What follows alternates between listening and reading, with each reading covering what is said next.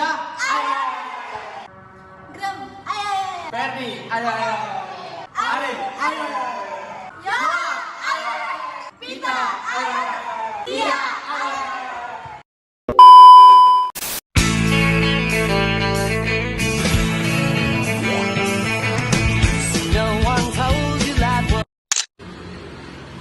Kalian tahu nggak sih apa itu hakikat demokrasi? Tahu. Mau tahu? Sini, kami kasih tahu.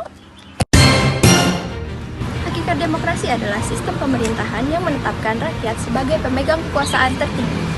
Demokrasi juga menjunjung tinggi kebebasan, keadilan, dan persamaan hak terhadap hukum. Artinya, dalam hal ini, rakyat bebas menentukan siapa pemimpinnya, menyampaikan pendapatnya, serta ikut berpartisipasi dalam mengambil keputusan. Dengan adanya demokrasi, kehidupan berbangsa dan bernegara dapat berjalan lebih terbuka, lebih adil, sesuai kehendak rakyat. Menurut Bapak sendiri nih, apa itu yang dimaksud dengan demokrasi? Ini pendapat pribadi saya, mudah-mudahan bisa sama konsep kita ya. Demokrasi itu menurut kami suatu hal kebebasan kita berpendapat baik dari rakyat, mungkin juga dengan mungkin negara harus mendengar daripada pendapat-pendapat dari rakyat. Tadi kami mengatakan ini kebebasan berpendapat daripada rakyat menyampaikan aspirasi kepada rakyat.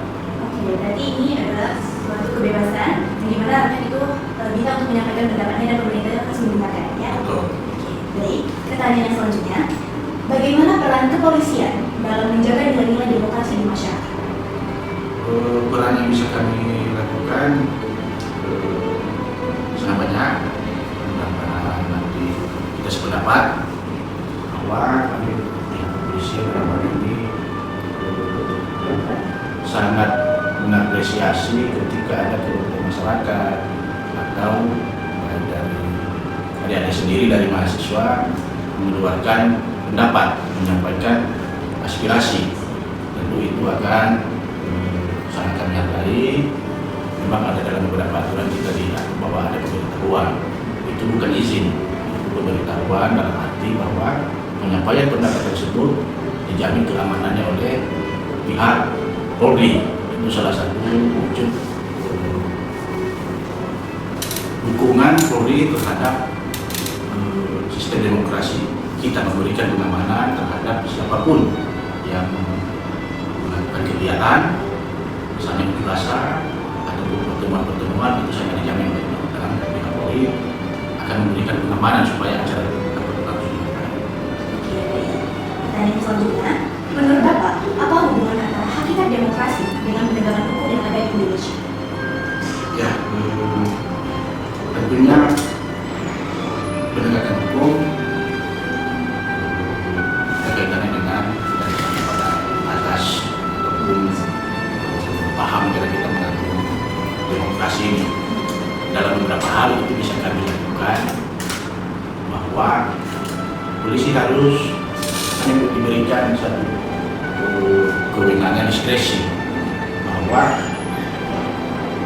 filsafat hukum kita itu sekarang penegakan hukum itu, hukuman itu adalah hal yang terakhir.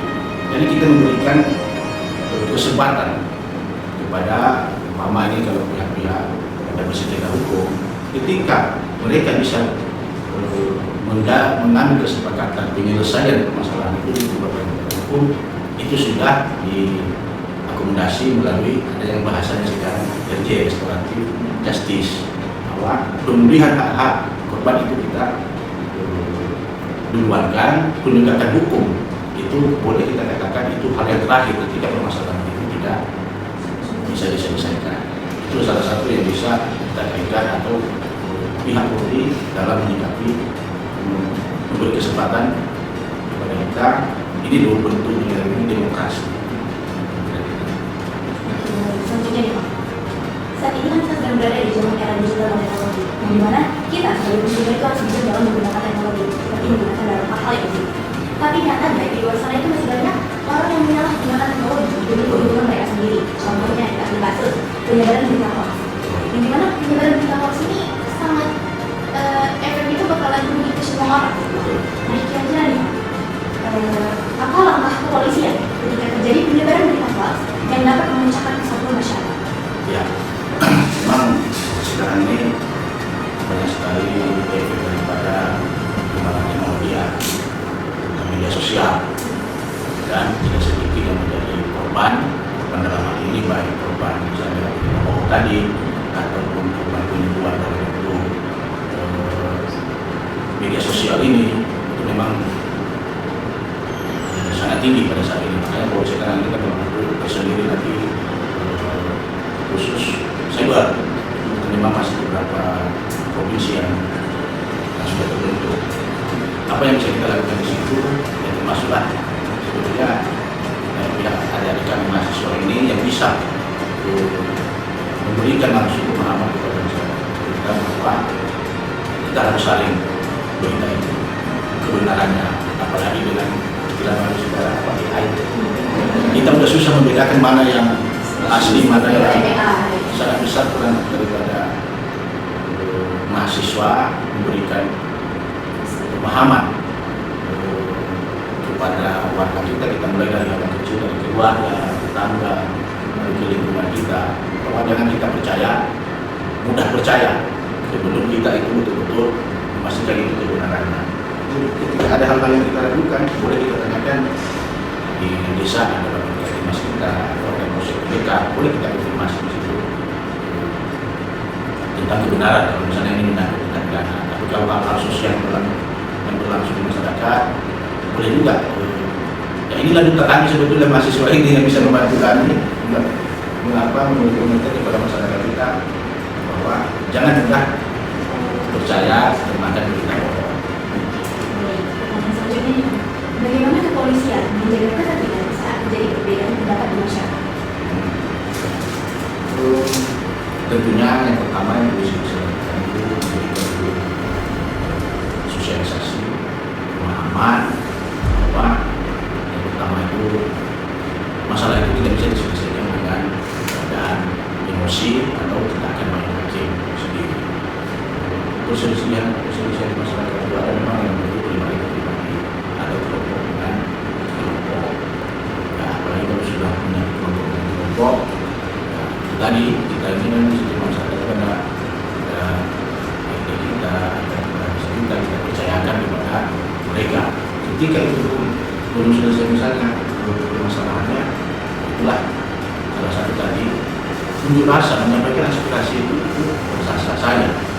Dan mendengar ini kalau dalam basic sana ya pendapat dan kelompok misalnya, yang jelas emosi atau menangkap sendiri tidak menyelesaikan masalah. Terima kasih atas jawaban yang memberikan. Terakhir nih Pak, apa pesan Bapak kepada generasi muda agar bisa menjalankan demokrasi ini secara bijak? Pesan kami, tentunya dulu kami sangat bangga sama adik-adik bisa hadir di sini. Terima kasih. Terus kami sudah pesan bahwa negara kita ini negara demokrasi. Bagaimana demokrasi kita di depan ini itu bergantung kepada generasi muda seperti itu. Memang ada beberapa hal atau bisa kita katakan ada bahasa juga itu demokrasi kebablasan. Jadi filternya adalah orang adik-adik ini itu memang harus ada batasan, dalam arti bahwa demokrasi itu adalah kita pastikan tidak demokrasi yang sebebas-bebasnya, karena itu bentuk kita dengan bentuk luar atau misalnya luar negeri atau apa itu berbeda. Filternya adalah daripada adik-adik ini sendiri, kebebasan itu tidak mengganggu daripada hak orang lain. Tapi kita juga tidak dibatasi untuk mengeluarkan pendapat kita. Makanya semuanya sudah diatur, kita bebas mengeluarkan pendapat, tapi bukan berarti kita boleh melakukan anarkis, contohnya seperti itu. Ya, kami percaya ini sudah jauh kemampuannya untuk pola pikirnya tentang demokrasi. Kalau kami ini masih generasi tua nih. Generasi muda ini yang lebih bisa menjaga demokrasi yang sesuai dengan tatanan budaya kita yang memang tidak sebebas-bebas yang ada batasannya. Itu ada. Baik, terima kasih Bapak atas waktu yang kami berikan. Semoga apa yang Bapak sampaikan tadi dapat bermanfaat. Saya Rani Fitriani, selaku pewawancara kami sendiri. Mohon maaf apabila ada kesalahan kata. Kami akhiri. Wassalamualaikum warahmatullahi wabarakatuh. Waalaikumsalam.